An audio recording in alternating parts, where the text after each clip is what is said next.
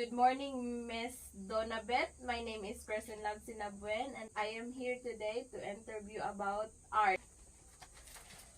Hi, Miss Donabet. Kindly introduce yourself. Hi, my name is Donna Beth Tayurang and I'm a second year Poli student in Central Mindanao University and I'm also 20 years old. And I guessed, and a lot of people saying me that you are famous because of your artwork, and as I guess you're artisan. So I have some question to you, ma'am. So these are my questions. My number one question is, what made you love art? What inspired you to do that arts?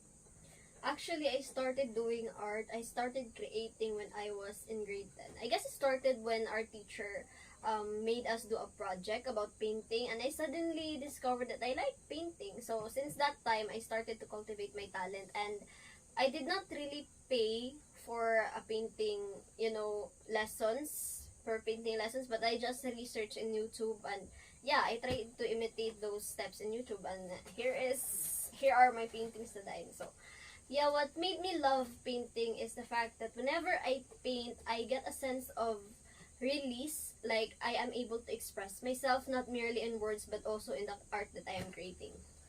Wow, I'm so amazed in your answer. So can I proceed to my number two question? Yeah. How art changed your view in life?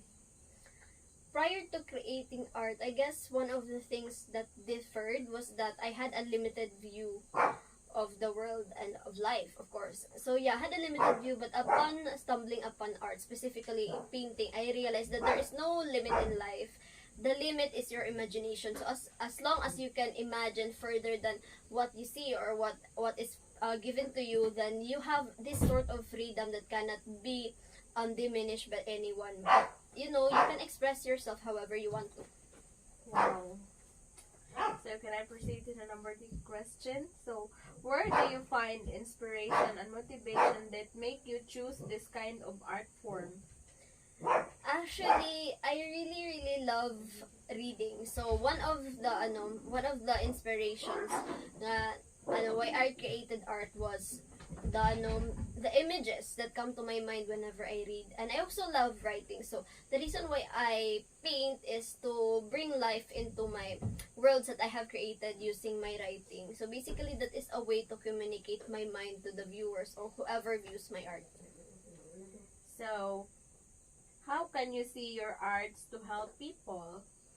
Yeah, like what I said, my art communicates what I want to say, what I want to say that cannot be expressed in words. So basically, I am trying I'm trying to inspire people. So by viewing art, my goal is to make people feel inspired and to see more things in life than just what is just basic to them. Like for example, when I create art, I would like to implement some elements that would make the reader, read between the lines and not merely to see the picture as what it is. So the last question will be, aside from your type of art, what is your another pastime hobby that you are comfortable to share to the audience that help you to understand more of yourself as a whole? Yeah, I mentioned this earlier. I really loved reading. In fact, I stumbled upon reading and I fell in love with it earlier than I did art. So I like reading because it gave me a sense of freedom, just like what I felt with art. Like when you read kasi, you are transported into different worlds. Maybe not physically, but mentally and emotionally. So it gives me a sort of freedom. It sort of gives me a chance to live in another people's lives or some of those fictional lives. Thank you, Miss Donabet. I have a lot of learnings from your answer. So, ma'am, can I ask for one painting and describe it? So yeah. Here we have some of my paintings and some here too. So I guess one of the things that I'd like to describe among all paintings is this because Ipakita lang sa natin isa-isa um, dito sa video.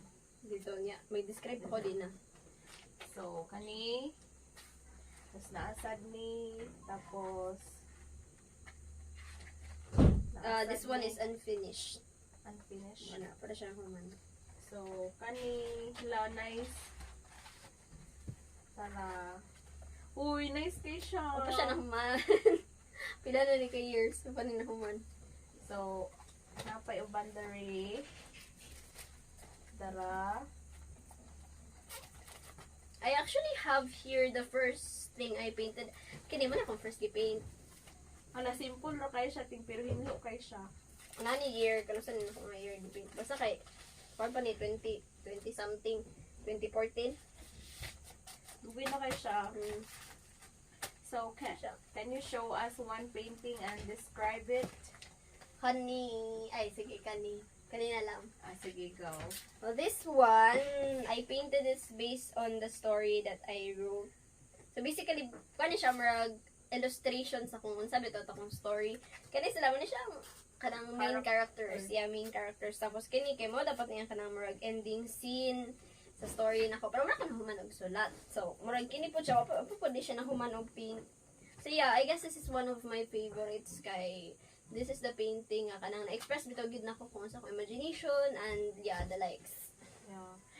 And it's very nice. So, thank you, Miss Donabet, for sharing your time with me. And that's all. Thank you.